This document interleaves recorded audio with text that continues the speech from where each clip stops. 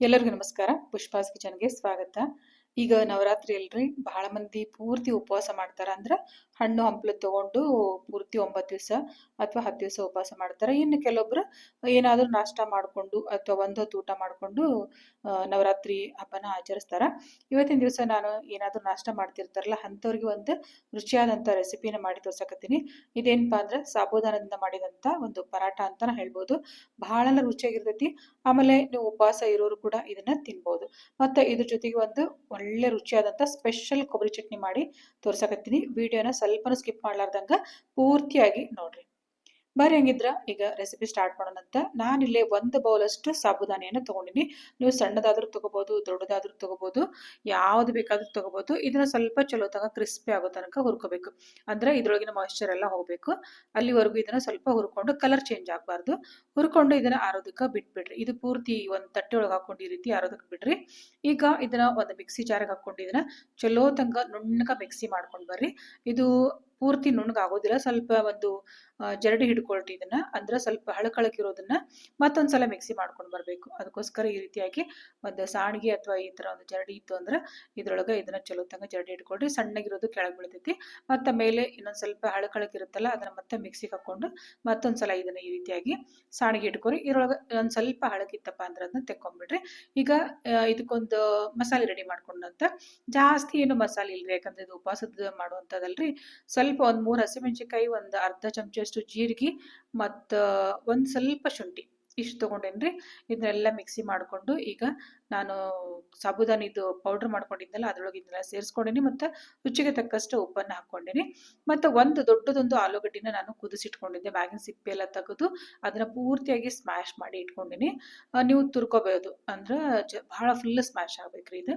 ಈಗ ಇದ ಸಾಬುದಾನಿ ಪೌಡರ್ ಇತ್ತಲ್ಲ ಅದ್ರ ಜೊತೆಗೆ ಇದನ್ನ ಚಲೋದಾಗ ಎಲ್ಲಾನು ಮಿಕ್ಸ್ ಮಾಡ್ಕೊಳ್ರಿ. ಸ್ವಲ್ಪ ನೀರ್ ಹಾಕೊಂಡು ಇದನ್ನ ನಾದ್ಕೊಳ್ರಿ. ಯಾಕಂದ್ರೆ ಜಾಸ್ತಿ ನೀರ್ ಹಿಡಿಯೋದಿಲ್ರಿ ಇದು. ಆಮೇಲೆ ಇದು ಸಾಬುದಾನಿ ಪುಡಿ ಇರುತ್ತಲ್ಲ, ನೀರನ್ನು ಜಲ್ದಿ ಅಬ್ಸರ್ವ್ ಮಾಡ್ಕೊಂಡ್ ಬಿಡ್ತೈತಿ, ಜಲ್ದಿನ ಗಟ್ಟಿ ಆಗ್ಬಿಡ್ತೈತಿ. ನೋಡ್ಕೊಂಡು ಇದನ್ನ ಕಲಸ್ಕೊಂಡು ಈ ರೀತಿಯಾಗಿ ಒಂದ್ ಕಡೆ ಎತ್ತಿಟ್ಕೊಳ್ರಿ. ಒಂದು 10-15 ನಿಮಿಷ ಇದನ್ನ ಎತ್ತಿಟ್ಕೋಬೇಕು. ಇದಕ್ಕೊಂದು ಕೊಬ್ಬರಿ ಚಟ್ನಿ ಮಾಡಿ ತೋರಿಸ್ತೀನಿ ಅಂತ ಹೇಳಿದ್ನಲ್ಲ, ಇದಕ್ಕೆ ಏನು ಜಾಸ್ತಿ ಹಾಕಂಗಿಲ್ರಿ. ಕೊಬ್ಬರಿ, 1-3 ಹಸಿಮೆಣಸಿನಕಾಯಿ, 1-2 ಯಾಲಕ್ಕಿ ಮತ್ತ ಉಪ್ಪು ಇಷ್ಟ ನೋಡ್ರಿ. ಭಾಳ ಅಂದ್ರೆ ಭಾಳ ರುಚಿಯಾಗಿರ್ತೈತ್ರಿ ಇದು ಚಟ್ನಿ. ಮೊದ್ಲಿಗೆ ನಾನು ಹಂಗ ತರಿತರಿಯಾಗಿ ಮಿಕ್ಸಿ ಮಾಡ್ಕೋತೀನಿ. ಆನಂತರ ನೀರ್ ಹಾಕೊಂಡು ಇದನ್ನ ಈ ರೀತಿಯಾಗಿ ಮಿಕ್ಸಿ ಮಾಡಿ ಇಟ್ಕೊಳ್ರಿ. ಏಲಕ್ಕಿ ಹಾಕೋದ್ರಿಂದ ಚಟ್ನಿ ಇಷ್ಟು ರುಚಿ ಆಕೈತಲ್ರಿ. ಒಂದು ಸಲ ನೀವು ಈ ಚಟ್ನಿನ ಟ್ರೈ ಮಾಡ್ರಿ. ಇದನ್ನ ನೀವು ದೋಸೆ, ಪೂರಿ, ಪಡ್ಡು ಎಲ್ಲಾದ್ರ ಜೊತೆಗೂ ಇದೇ ಚಟ್ನಿನ ಮಾಡ್ಕೋಬಹುದ್ರಿ. ಬಹಳನ ರುಚಿಯಾಗಿರ್ತೈತ್ರಿ. ನಾನು ನಿಮ್ಗೆ ಆಲ್ರೆಡಿ ಮೊದ್ಲಾಕನು ಇದನ್ನೊಮ್ಮೆ ದಾವಣಗೆರೆ ಬೆಣ್ಣೆ ದೋಸೆ ಜೊತೆಗೆ ತೋರಿಸೇನಿ. ಮತ್ತೊಂದ್ಸಲ ನೋಡ್ಕೊಳ್ರಿ.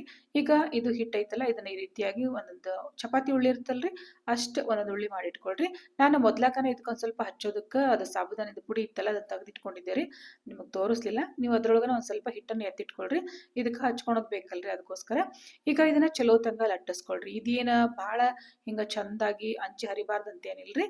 ಈ ರೀತಿಯಾಗಿ ರೌಂಡ್ ಆಗಿ, ತೀರಾ ದಪ್ಪನೂ ಅಲ್ಲ ತೀರಾ ತೆಳಗನೂ ಅಲ್ಲ, ಆ ರೀತಿ ಲಟ್ಟಿಸ್ಕೊಳ್ರಿ.